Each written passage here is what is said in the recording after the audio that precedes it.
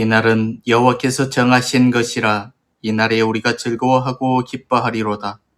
여호와여 구하옵나니 이제 구원하소서. 여호와여 우리가 구하옵나니 이제 형통하게 하소서. 하나님은 영이시니 예배하는 자가 영과 진리로 예배할지니라. 아멘.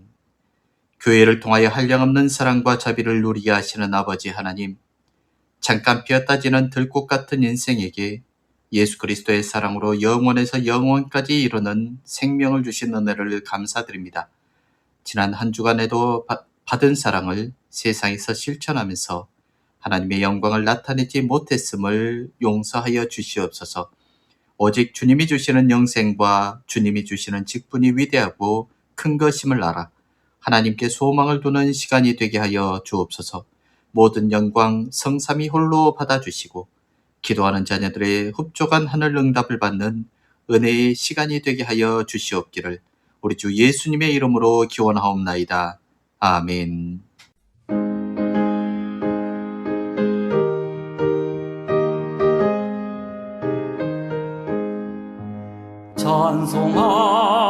찬송하는 소리 있어 사랑 기뻐하도다. 하늘 아버지의 이름 거룩하도다. 세상 사람 찬양하자.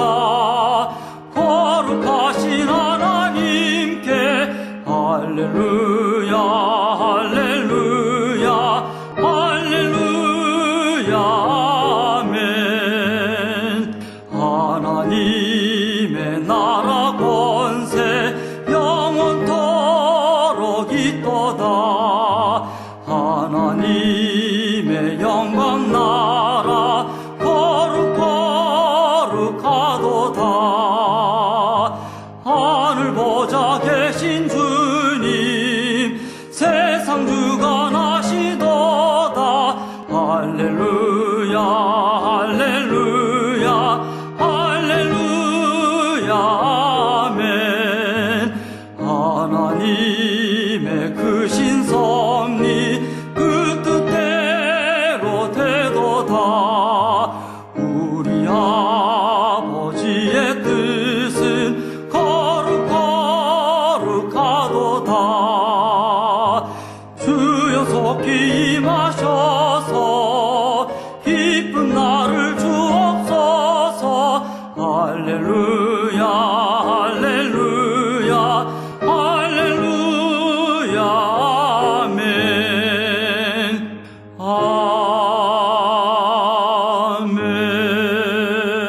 아멘. 교동문은 17번 시편 29편 말씀입니다. 교동문 17번 시편 29편 말씀입니다. 함께 교독하시겠습니다. 너희 권능 있는 자들아 영광과 능력을 여호와께 돌리고 돌릴지어다.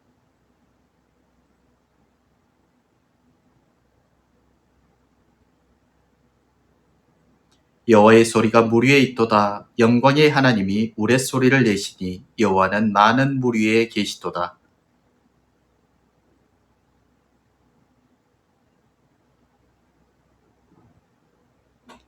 여호와의 소리가 백향목을 꺾으시며 여호와께서 레바논 백향목을 꺾어 부수시도다.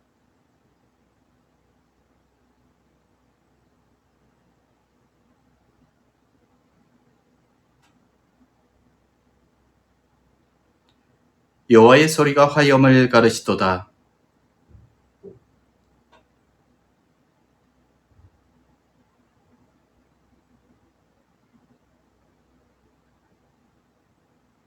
여호와의 소리가 암사슴을 낙태하게 하시고 삼림을 말갛게 벗기시니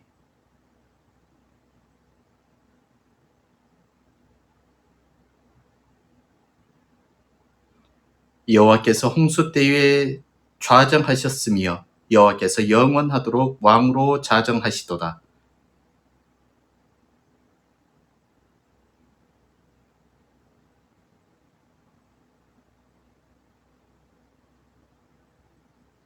아멘. 계속해서 우리의 죄를 주님 앞에 고백하시겠습니다. 인자와 은혜가 풍성하신 아버지 하나님, 땅만 보고 살아왔기에 하늘을 쳐다보지 못했습니다.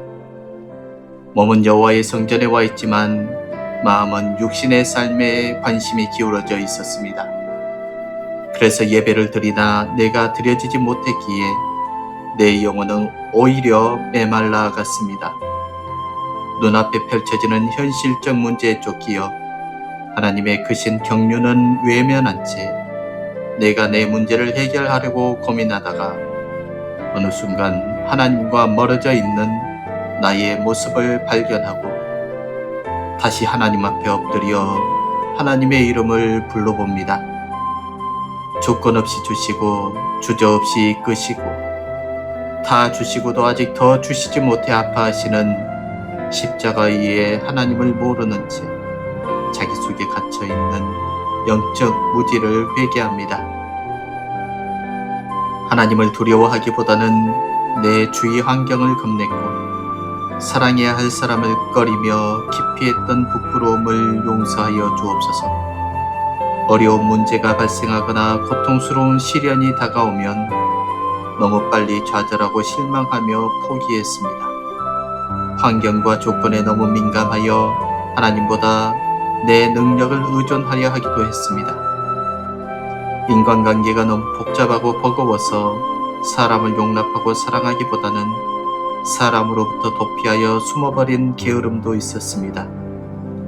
과거의 실수와 실패에 너무 오랫동안 붙잡혀 있어서 사단의 조롱거리와 비웃음거리가 되기도 했습니다. 아버지 하나님, 부활하신 주님의 능력으로 죄악된 나의 모습을 이기게 하시고 우리 마음에 성령의 약속을 부어주시고 낡은 생각을 바꾸어 주시며 하나님의 아들이라는 축복된 자아상을 갖고 살아갈 수 있도록 성령께서 우리 각자를 붙잡아 주시옵소서.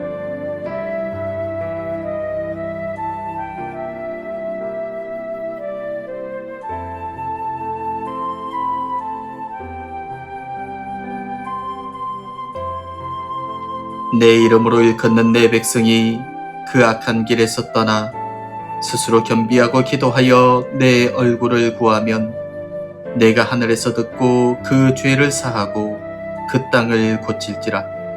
그러므로 이제 그리스도 안에 있는 자에게는 결코 정죄함이 없나니 이는 그리스도 예수 안에 있는 생명의 성령의 법이 죄와 사망의 법에서 너를 해방하였음이라. 아멘. 사도신경으로 우리의 신앙을 고백합니다. 나는 전능하신 아버지 하나님 천지의 창조주를 믿습니다. 나는 그의 유일하신 아들 우리 주 예수 그리스도를 믿습니다. 그는 성령으로 잉태되어 동정녀 마리아에게서 나시고 본디오 빌라도에게 고난을 받아 십자가에 못 박혀 죽으시고 장사된 지 사흘 만에 죽은 자 가운데서 다시 살아나셨으며 하늘에 오르시어 전능하신 아버지 하나님 우편에 앉아 계시다가 거기로부터 살아있는 자와 죽은 자를 심판하러 오십니다. 나는 성령을 믿으며 거룩한 공교회와 성도의 교제와 죄를 용서받는 것과 몸의 부활과 영생을 믿습니다.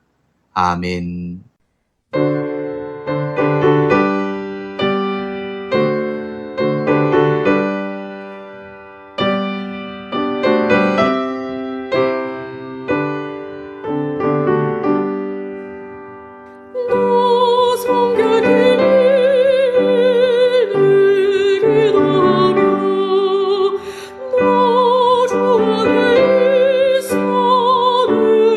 성경 보고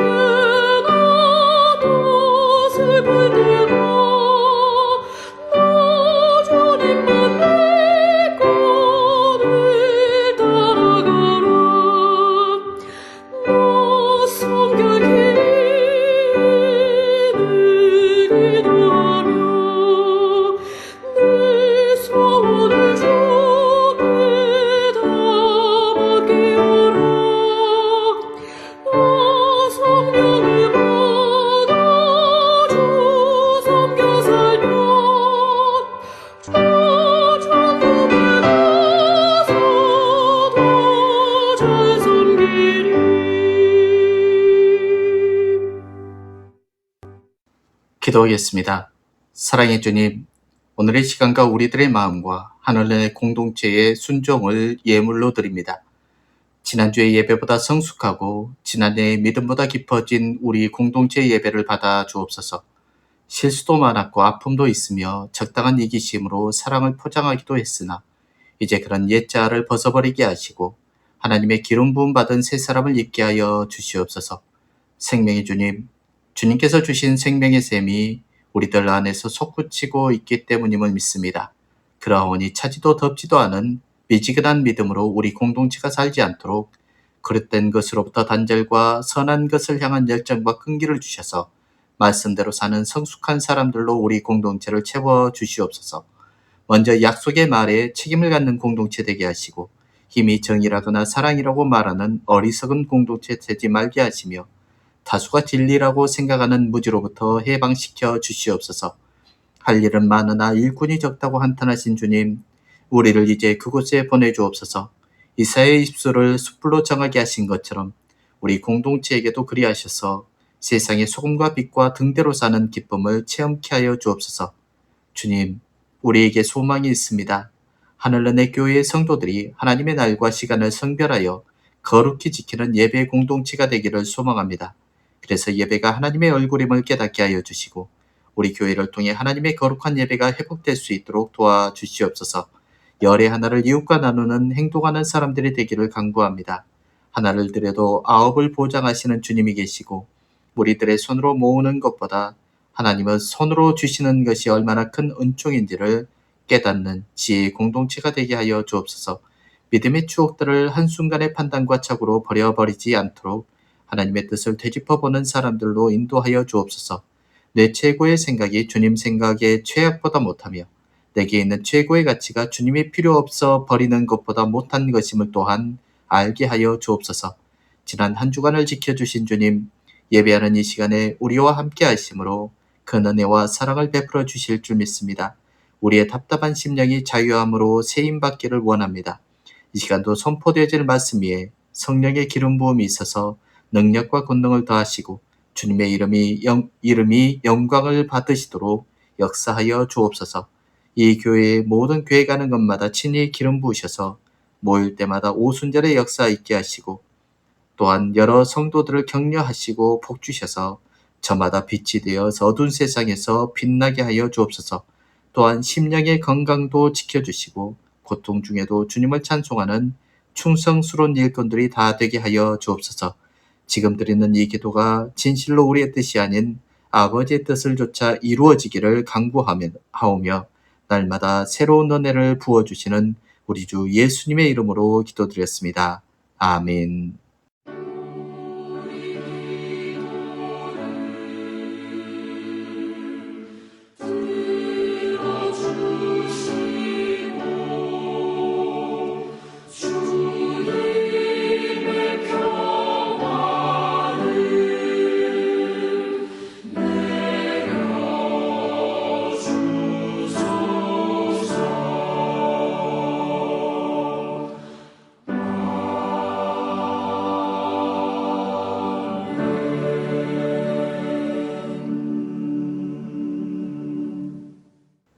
오늘 우리에게 주신 하나님 말씀은 구약성경 열왕기하 2장 1절에서부터 14절까지 말씀입니다.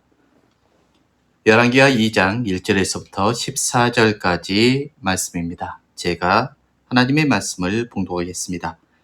여호와께서 회오리 바람으로 엘리야를 하늘로 올리고자 하실 때에 엘리야가 엘리사와 더불어 길갈에서 나가더니 엘리야가 엘리사에게 이르되 청하건대 너는 여기 머물라 여호와께서 나를 베델로 보내시느니라 하니 엘리사가 이르되 여호와께서 살아계심과 당신의 영혼이 살아있음을 두고 맹세하노니 내가 당신을 떠나지 아니하겠나이다 하는지라. 이에 두 사람이 베델로 내려가니 베델에 있는 선지자의 제자들이 엘리사에게 나와 그에게 이르되 여호와께서 오늘 당신의 선생을 당신의 머리 위로 데려가실 줄을 아시나이까 하니 이르되 나도 또한 아노니 너희는 잠잠하라 하니라. 엘리야가 그에게 이르되 엘리사야 청하건대 너는 여기 머물라 여호와께서 나를 여리고로 보내시느니라. 엘리사가 이르되 여호와께서 살아계심과 당신의 영혼이 살아있음을 두고 맹세하노니 내가 당신을 떠나지 아니하겠나이다 하니라. 그들이 여리고에 이르매 여리고에 있는 선지자의 제자들이 엘리사에게 나와 이르되 여호와께서 오늘 당신의 선생을 당신의 머리 위로 데려가실 줄을 아시나이까 하니 엘리사가 이르되 나도 아노니 너희는 잠잠하라. 엘리야가 또 엘리사에게 이르되 청하건대 너는 여기 머물라. 여호와께서 나를 요단으로 보내시느니라 하니 그가 이르되 여호와께서 살아계심과 당신의 영혼이 살아있음을 두고 맹세하노니 내가 당신을 떠나지 아니하겠나이다 하는지라. 이에 두 사람이 가니라.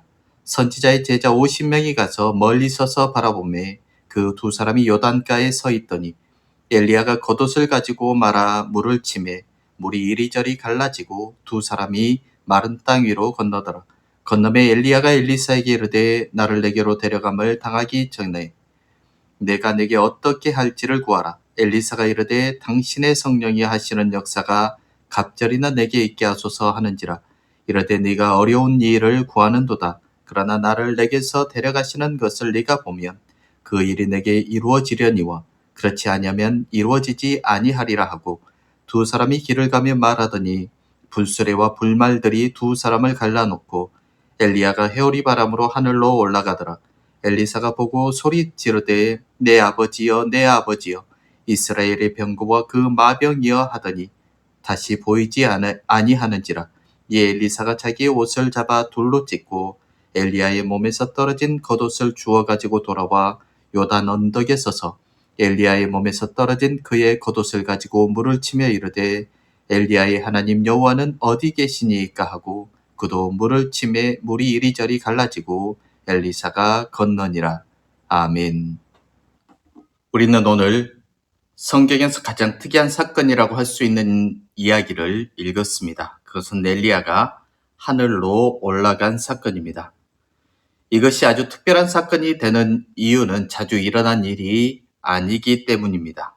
사람이 죽음을 경험하지 않고 살아서 하늘에 올라간다라는 것 자체가 창세기에 나오는 에녹과 그리고 구약 여기에 엘리야 두 사람뿐입니다. 에녹은 하나님과 동행한 사람이었습니다.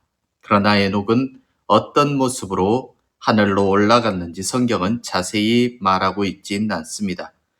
엘리야도 에녹처럼 죽지 않고 하늘에 올라간 특별한 사람인데 엘리야의 경우에는 어떻게 하늘로 올라갔는지 성경에 자세하게 기록이 되어져 있습니다. 왜 하나님께서는 엘리야를 이렇게 특별히 대우하셨는지는 우리가 알 수는 없습니다. 그렇지만 엘리야가 죽지 않고 하늘로 올라갔다는 것은 이스라엘 역사와 그 사상 속에서 큰 의미를 갖는 사건이 되었습니다. 사람이 죽으면 최후 심판 때까지 다시 살아나지 않습니다. 그러니까 한번 죽은 사람은 우리 곁으로 다시 돌아올 수 없는 것이지요. 그런데 엘리야는 죽지 않고 하늘로 올라갔기 때문에 필요하면 다시 올 수 있습니다. 이것이 이스라엘의 메시아 사상에서 한 부분을 차지하게 되는데요. 하나님께서 종말의 구원자 메시아를 보내실 때 먼저 엘리야를 다시 보내신다는 신학이 이것에서부터 발전하게 되었습니다. 그래서 제자들은 예수님이 메시아라는 것을 믿고 받아들이려고 할 때에 왜 먼저 엘리야가 온다고 했는데 안 왔을까 궁금해했던 것이죠. 오늘 본문에 보면 엘리야의 승천을 앞두고 엘리야와 엘리사 그리고 선지자의 제자들 사이에 팽팽한 긴장감이 조성되어져 있습니다. 하나님께서 엘리야를 하늘로 데려가실 것이라는 사실이 이미 알려져 있었습니다. 엘리야도 알고 엘리사도 알고 그리고 선지자의 제자들도 다 알았습니다. 우리야 엘리야라는 사람이 하늘로 올라간다는 것이 신기하고 특별해서 거기에 관심을 두고 있지만은 엘리야나 엘리사는 그것이 중요하지 않습니다. 중요한 것은 엘리야가 이 세상을 떠나 더 이상 곁에 있을 수 없다는 것이지요. 엘리야가 마지막 하려는 일은 선지자의 제자들을 방문하는 것이었습니다. 한마디로 지금 말하면 신학교를 방문하는 것이죠.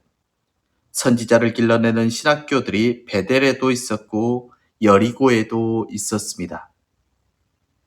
엘리야와 엘리사가 길갈에서 출발하고 있는데 길갈에도 아마 신학교가 있었을 가능성이 높습니다. 아합과 이세벨이 이스라엘 온 땅을 바알의 세상으로 만들어 놓았던 것에 비하면 얼마나 놀라운 변화일까요? 여호와의 선지자를 모조리 칼로 죽이던 세상에서 홀로 대항하던 사람이 바로 엘리야 선지자였습니다. 우여곡절이 많았지만 지금은 곳곳에 선지자 학교들이 세워져 있습니다. 얼마나 큰 변화일까요? 물론 엘리야 혼자서 다 이룬 일은 아닐 것입니다. 선지자들을 학살하던 살벌한 분위기 속에서 선지자 100명을 혼자서 부양했던 오바댜가 있었습니다. 엘리야 생각에는 바알 숭배에 가담하지 않은 사람이 자기 혼자인 것 같았지만은 하나님께서는 바알에게 무릎을 꿇지 않는 7,000명을 남기셨습니다. 어쨌든 엘리야는 여호와를 위해서 싸우는 싸움의 대표자가 되었고 그 싸움이 끝난 후 엘리야를 중심으로 해서 여호와를 섬기는 사람들이 다시 뭉치게 되었을 것입니다. 엘리야는 세상을 떠나기 전에 선지자의 제자들을 방문하여 그들을 격려하고 작별하며 그리고 그의 긴 여행을 떠나려고 합니다. 그런데 여행을 떠나면서 엘리사에게 따라오지 말라고 하는 것이죠. 그런데 엘리사도 또 보통 사람은 아닌 것 같습니다. 아무리 따라오지 말라고 말하지만은 스승이 세상을 떠나시는 마지막 순간에 어떻게 안 따라갈 수가 있을까요? 만사를 제쳐놓고라도 따라가는 것이 제자의 도리지요. 엘리사는 지금 마음이 착잡합니다. 두 사람이 베델에 있는 신학교에 도착했습니다. 거기에 있는 선지자들의 제자들은 하나님께서 엘리야를 하늘로 데려가려 하신다는 것을 벌써 알고 있었습니다. 그래서 엘리사에게 와서 말을 합니다. 여호와께서 오늘 당신의 선생을 당신의 머리 위로 데려가실 줄을 아십니까? 안 그래도 마음이 착잡하고 혼란스러운데 심란한데 이 제자라는 사람들이 선지자 학교에 있는 제자라는 사람들이 불난 집에 부채질을 하듯 그렇게 말을 합니다. 선지자의 제자들은 혹시나 엘리사가 모를까 그렇게 알려주기 위해서 하는 것일지 모르지만은 엘리사로서는 그 말마저도 기분이 좋지 않습니다. 그래서 이렇게 대답하죠. 나도 또한 아노니 너희는 잠잠하라. 베델 신학교 방문을 마치고 엘리야와 엘리야는 여리고로 가겠다고 하면서 또 엘리사에게 따라오지 말라고 합니다. 그렇다고 안 따라갈 엘리사는 아니겠죠. 그래서 왔던 길을 돌아서 여리고로 왔습니다. 그랬더니 거기서도 선지자의 제자들이 엘리사에게 똑같은 말을 하는 것입니다. 엘리사도 똑같이 대답을 합니다. 그리고 신학교 방문을 마치고 엘리야는 요단으로 가겠다고 하면서 또 엘리사에게 따라오지 말라고 합니다. 엘리사는 또 같은 대답을 했겠죠. 결국 엘리야를 따라갑니다. 그래서 두 사람이 요단을 향해 길을 떠납니다. 선지자의 제자 50명이 언덕 위에 올라가 멀어져가는 두 사람의 뒷모습을 지켜봅니다. 이들도 엘리야를 따라가고 싶지만 따라오지 말라고 하는 엘리야의 말에 감히 대꾸할 수 없었습니다. 두 사람이 요단강에 도착했습니다. 엘리야가 겉옷을 말아서 물을 치니까 물이 갈라져 두 사람은 마른 땅을 건너갔습니다. 엘리야가 요단물을 가르는 것은 여호와의 영이 그와 함께 하신다라는 것을 상징적으로 보여주는 것이지요.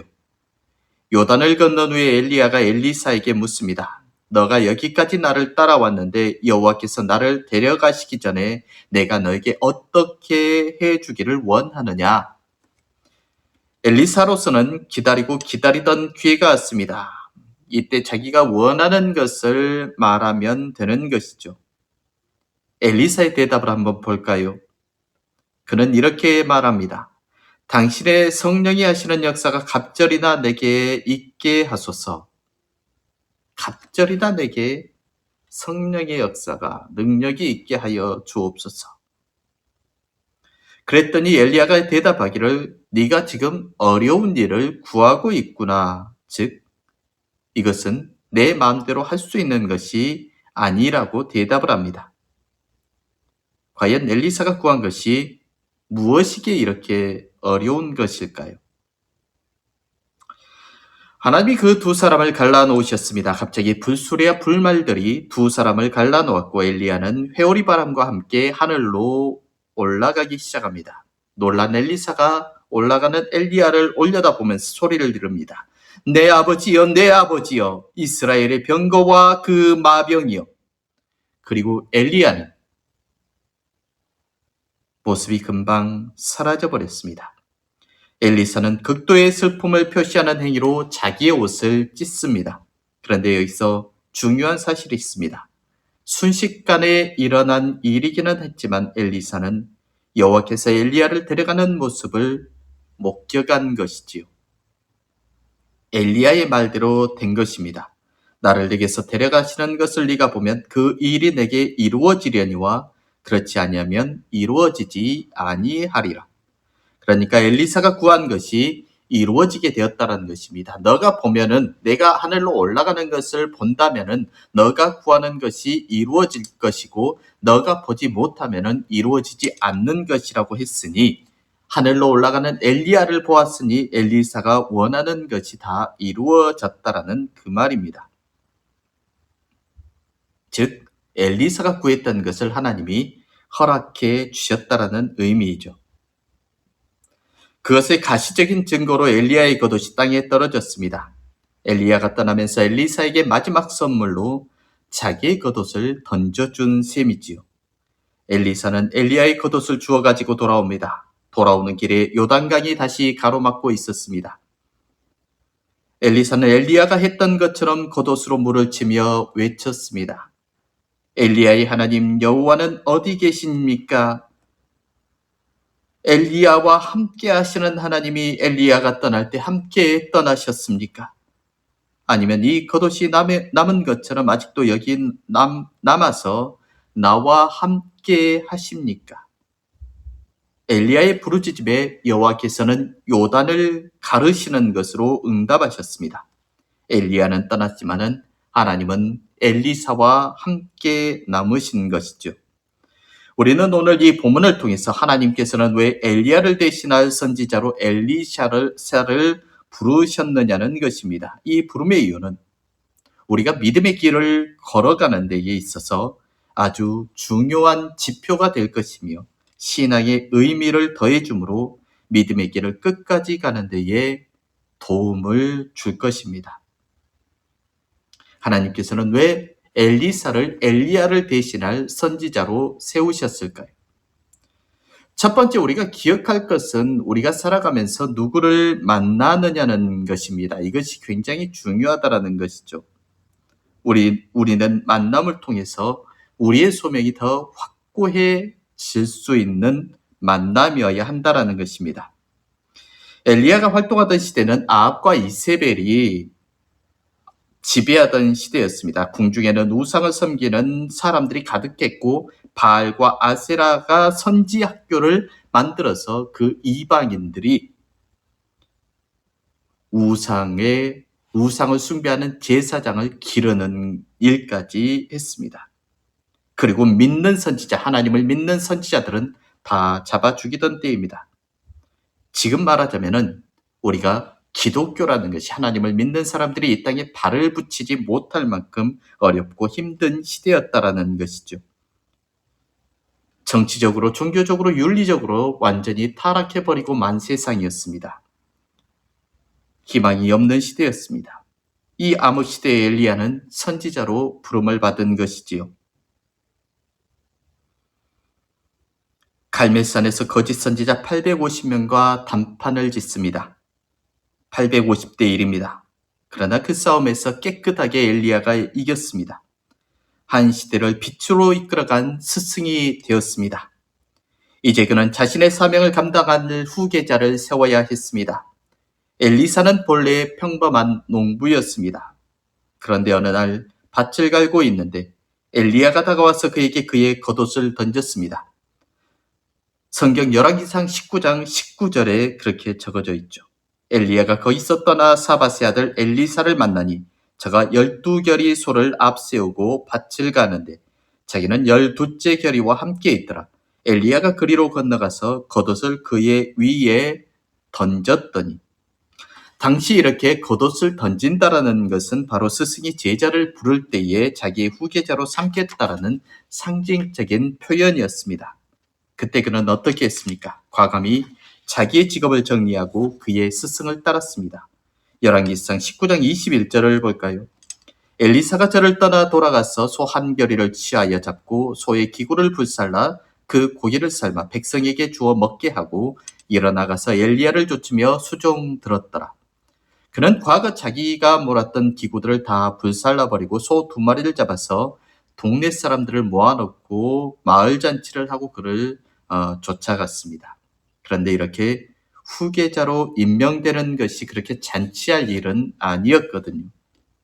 그 당시 아합왕이 이세벨의 꼴에 빠져서 바알과 아세라시를 섬기어서 하나님을 섬기는 사람을 모조리 처형할 때이고, 바로 엘리야는 이 이세벨에 의해서 지명수배를 받고 있던 사람이었습니다. 그를 따라 나선다라는 것은 영광의 자리가 아니고 자칫하면 같이 잡혀서 죽을 수도 있는 그 자리입니다. 좋다고 잔치를 할 자리가 아니라는 것이죠.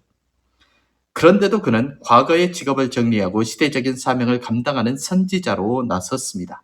그리고 그는 엘리야가 죽는 순간까지 스승을 따라다녔습니다. 오늘 성경을 보십시오. 얼마나 집요하게 스승을 따라다녔는지 여러분이 알 수 있을 것입니다.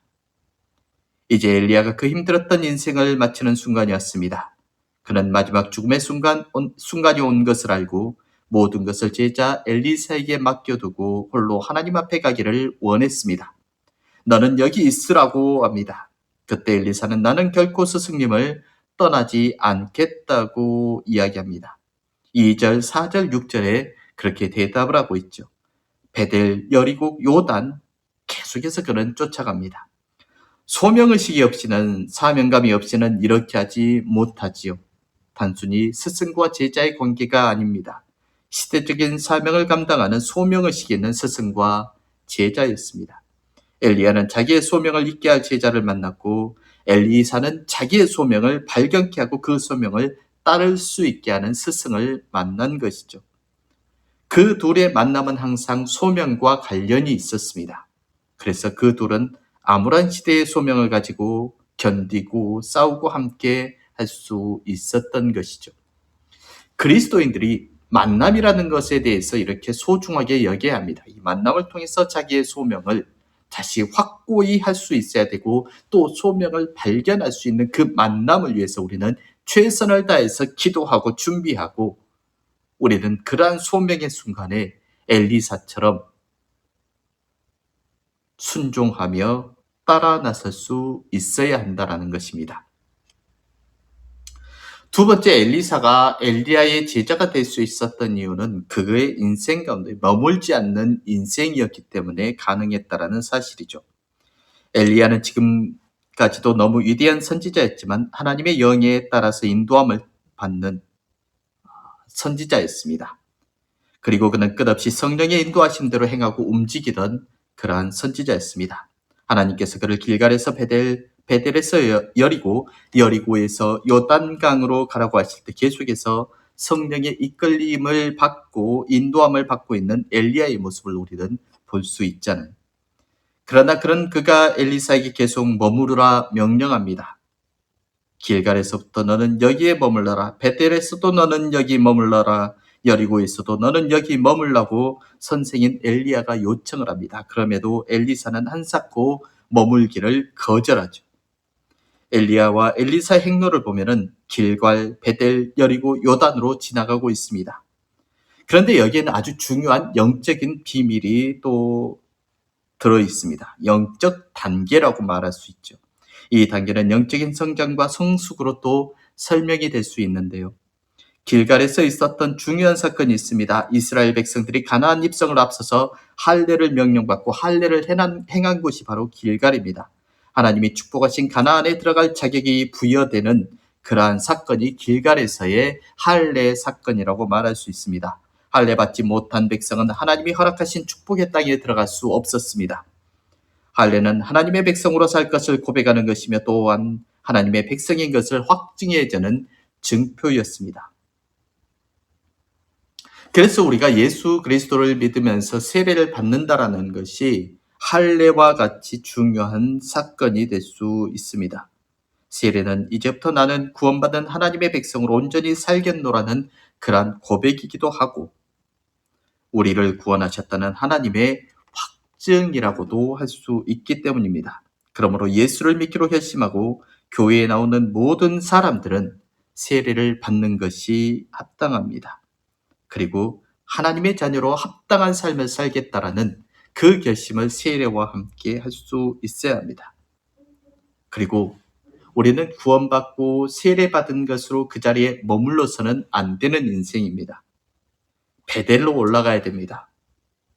베델에서 야곱은 하나님을 만났습니다. 그리고 하나님과 약속했습니다. 하나님만 섬김이 오직 하나님은 나의 하나님이 될 것이라는 것이죠. 그리고 하나님을 예배했던 것이 바로 베델입니다. 그러나 야곱은 20년의 세월이 지나면서 하나님을 온전히 예배하지도 않았고 하나님과의 약속을 지키지도 않았습니다. 신실하신 하나님은 야곱을 축복하셨고 에서와도 화해하게 하시고 무사히 고향으로 인도해 주셨지만은 야곱은 하나님께 신실하지 못했습니다. 그러다 세겜에서 딸 디나의 추행 사건과 아들들의 살인 사건을 접하고 하나님의 음성을 듣게 됩니다. 비로소 야곱은 깨닫고 베델로 올라갑니다. 그리고 온전한 예배의 회복이 그곳에서 이루어지죠. 베델은 야곱이 예배를 회복한 곳입니다. 구원받은 성도들이 가장 중요하게 여기는 것이 바로 예배를 세우는 것이죠. 내 삶의 예배를 세우는 것, 이것이 세례와 함께 그 다음 우리가 해야 할 과제라고 할 수 있습니다. 하나님은 예배 받으시기를 원하고 성도의 예배를 기뻐하십니다. 그런데 하나님의 은혜와 축복의 길을 걸으면서도 시시때때로 성도들의 삶에 문제와 고난들이 여전히 찾아옵니다. 우리가 예배를 정말 잘 드리고 하나님께 기도함에도 불구하고 여전히 우리의 삶에 문제와 고난은 찾아오고 있죠. 축복의 길을 방해하고 넘어뜨리려고 하는 악한 사단의 결박을 우리는 풀고 그리고 승리할 수 있어야 합니다. 그래서 성도들에게는 이제 여리고의 신앙으로 나아가야 합니다. 여리고에서는 어떤 일이 있었을까요? 무너질 수 없을 것 같았던 그 여리고성이 무너졌습니다. 이스라엘 백성들의 일치와 하나됨, 그리고 하나님을 향한 전적 신뢰와 순종은 문제의 여리고성을 쓰러뜨리고 가나안 전쟁 정복에 승리를 가져다 주었습니다. 기도하는 지도자 여호수아는 하나님의 음성을 들었고 모든 이스라엘 백성들은 지도자 여호수아의 음성을 들었습니다. 그들의 순종은 하나님을 향한 전적 신뢰 속에서 이루어진 순종이었습니다. 또한 여리고에서의 승리는 모든 백성들의 일치와 하나됨으로 이루어진 그러한 승리라고 말할 수 있습니다. 그래서 엘리야와 엘리사가 갔던 여정, 길갈에서 베델로, 베델에서 여리고로, 여리고에서 요단으로 갔다라는 것은 우리의 신앙의 성장과 성숙과 관련이 되어 있다라는 것이죠. 엘리사는 그러한 것을 깨달았기에 거기에 머무르려 하지 않았습니다. 거기에서 더 성장하고 성숙하여 길갈에서 베델로, 베델에서 여리고로 마침내 요단을 건너게 된 것이죠. 세 번째, 그는 성령의 역사가 갑절로, 능력이 갑절로 있게 하라고 엘리야에게 요구하고 있지만 여기서 갑절이라는 것은 2배의 역사가 아니라 2몫의 역사였습니다. 2배가 아니라 2몫이죠. 이 2몫이라는 것은 이스라엘 장자들에게 주어지는 축복이었거든요. 엘리사는 지금 장자의 축복을 원하고 있는 것입니다. 장자의 축복에서 가장 중요한 것은 하나님께 바쳐진 인생입니다. 옛날에는 엘리사가 엘리야보다 2배의 능력을 갖게 되기를 원했다라고 그렇게 해석을 하고 그렇게 보는 견해들이 많았습니다. 그러나 어떤 면으로 보나 엘리사는 엘리야의 2배나 되는 능력을 행하지는 않았습니다. 2배나 더 위대한 선지자가 되었다고도 할 수는 없습니다.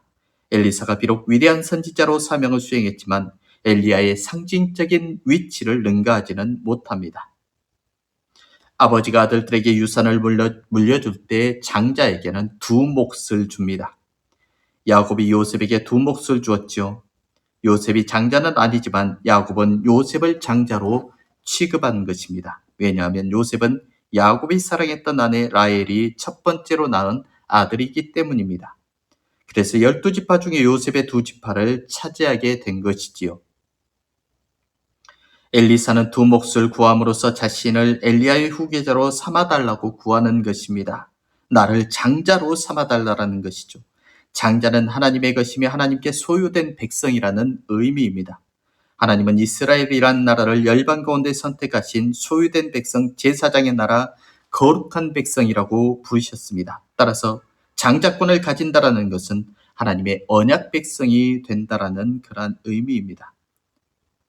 그래서 갑절이라고 표현된 이것은 고대 이스라엘 전통에서 욕심의 표현이 아니고 바로 계승의 표현입니다. 따르겠습니다. 내가 엘리사 스승님 당신을 끝까지 따르겠습니다. 그러니 내게 2 목 장자의 축복을 주십시오라고 그렇게 외쳤던 것이죠. 엘리사는 자신이 입고 있던 겉옷을 찢어버리고 엘리야의 몸에서 떨어진 엘리야의 겉옷을 집어듭니다. 이것은 굉장히 또 상징적인 행동입니다. 겉옷을 영어로 맨틀이라고 합니다. 맨틀에는 겉옷이라는 뜻이 있기는 하지만 여기에 또 다른 뜻, 더 심화된 뜻인 바로 책임지다라는 그러한 의미도 있습니다. 엘리사가 엘리야의 겉옷을 집어든 이유는 이제 엘리야가 하던 일을 이어서 내가 책임지고 하겠다라는 의지를 보인 것이지요. 기독교적으로 신학적으로 다시 말하면 엘리사가 엘리야가 지고 가던 십자가를 집어든 후 자기가 지고 갈 수 있게 해달라고 요구한 거랑 똑같습니다. 우리도 또한 예수 그리스도에게 그러한 장자권을 달라고 해야 합니다. 그리고 끝까지 예수의 십자가를 나도 지고 끝까지 엘리사가 엘리야의 뒤를 따라간 것처럼 우리도 예수 그리스도의 길을 걸어갈 수 있어야 합니다. 바라기는 우리도 또한 예수 그리스도에게 하나님께 장자권 2 몫을 요구할 수 있어야 합니다. 하나님 나에게 장자의 축복 2 몫을 주셔서 그리스도의 십자가를 나도 함께 지고 끝까지 걸어갈 수 있게 해 주옵소서. 이것이 우리의 믿음이고 우리의 신앙이어야 합니다. 그리고 이것이 엘리야와 엘리야의 승천을 통하여서 또 엘리사의 기도를 통하여서 우리에게 들려주신 하나님의 음성이기도 합니다. 엘리사와 같이 결단함으로 예수 그리스도의 십자가를 끝까지 지고 달려갈 수 있는 저와 여러분이 될 수 있기를 주님의 이름으로 부탁드립니다. 기도하겠습니다. 주님, 엘리야의 승천과 엘리사의 강구 속에서 우리는 우리가 걸어야 할 믿음의 길을 보았습니다. 엘리야와 엘리사처럼 우리가 만나는 만남이 우리의 믿음의 소명을 확인하고 결단할 수 있는 엘리야와 엘리사와 같은 만남이게 하시고 믿음의 길에서 머물기를 포기하고 더 성숙한 믿음의 길로 찾아 나서게 하시며 엘리사가 갑절의 영감을 요구하며 엘리야의 십자가를 계속 지고 가기를 외쳤던 것처럼 우리도 예수 그리스도처럼 내 십자가를 지고 끝까지 믿음의 길을 갈 수 있는 저희들 되게 하여 주시옵기를 우리 주 예수님의 이름으로 기도드렸습니다. 아멘.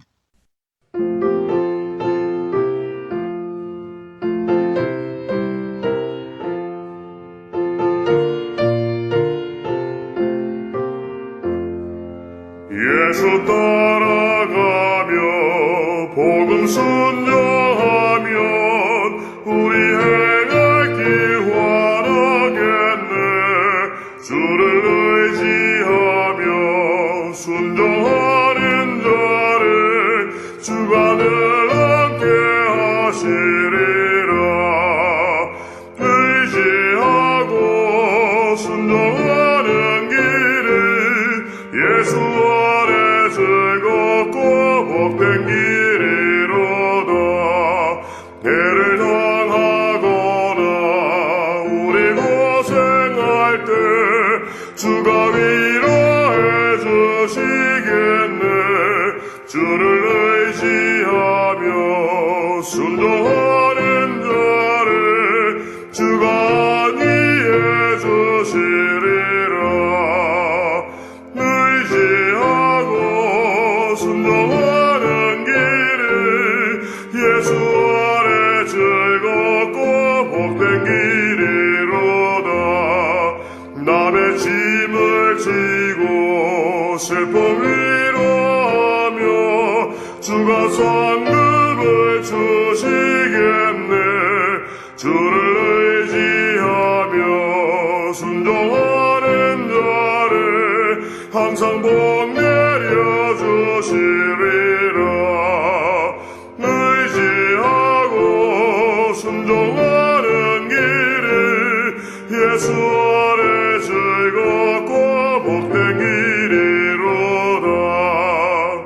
우리 받은 것을 주께 나드리며 우리 기쁨이 넘치겠네. 주를 의지하며 순종하는 자를 은혜 풍성케 하시리라. 의지하고 순종하는 길은 예수 안에 즐겁고 복된 길이로다. 주를 힘입어서 말씀 잘 배우고 주를 모시고 살아가세. 주를 의지하며 항상 순종하며 주가 사랑해 주시리라. 의지하고 순종하는 길은 예수 안에 즐겁고 복된 길이로다.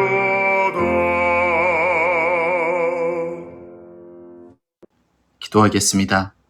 주님이 그대 앞에 계셔서 그대에게 바른 길 보이시기 바랍니다. 주님이 그대 곁에 계셔서 그대를 팔로 껴안아 지키시기 바랍니다. 주님이 그대 뒤에 계셔서 그대를 못된 사람들의 흉계에서 보존하시기 바랍니다.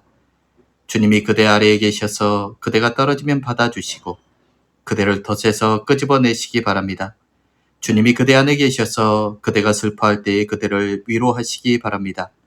주님이 그대 둘레에 계셔서 그대를 남들이 덮칠 때 막아주시기 바랍니다. 주님이 그대 위에 계셔서 그대에게 복 주시기 바랍니다. 이처럼 은혜로우신 하나님이 그대에게 복 주시기를 기도합니다.